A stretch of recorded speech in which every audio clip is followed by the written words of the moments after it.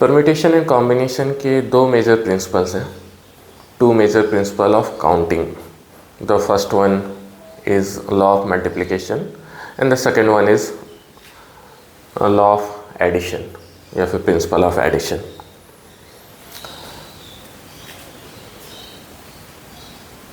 Fundamental principle of addition, इस principle को समझते हैं.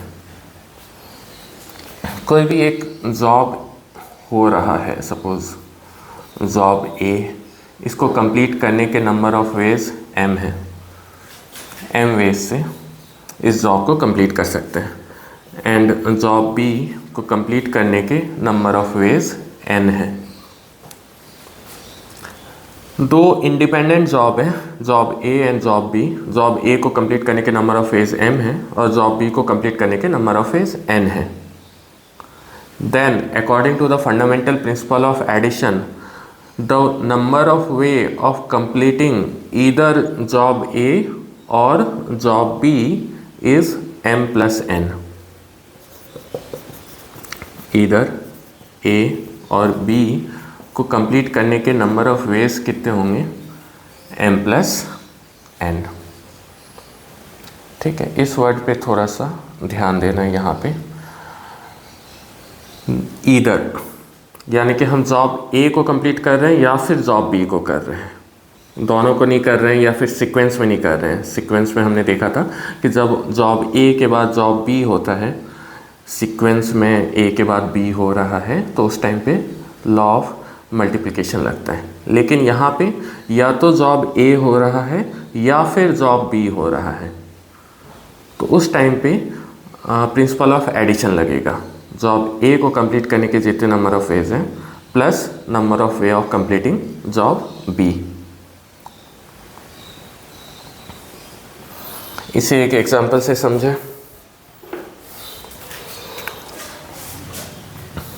अगर एक क्लास में 10 बॉयज़ हैं एंड 7 गर्ल्स हैं,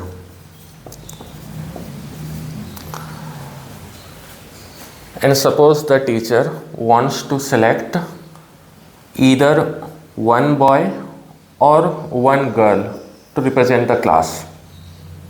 उस क्लास में 10 बॉयज़ हैं और 7 गर्ल्स हैं और टीचर को एक टास्क दिया गया है कि या तो एक बॉय को सेलेक्ट करना है या फिर एक गर्ल को सेलेक्ट करना है. तो उस टीचर के पास नंबर ऑफ वेज कितने होंगे? बॉय को सेलेक्ट करने के नंबर ऑफ वेज 10 होंगे. 10 में से किसी भी एक बॉय को सेलेक्ट कर लिया, और किसी भी एक गर्ल को सेलेक्ट करने के नंबर ऑफ वे 7 होंगे. और क्योंकि ये टास्क इंडिपेंडेंट है, या तो बॉयज़ को सेलेक्ट कर रहे हैं या गर्ल्स को सेलेक्ट कर रहे हैं, तो दोनों के नंबर ऑफ वे ऐड हो जाएंगे. यहाँ पे क्या लगेगा? Law of addition, and the total number of ways will be 70.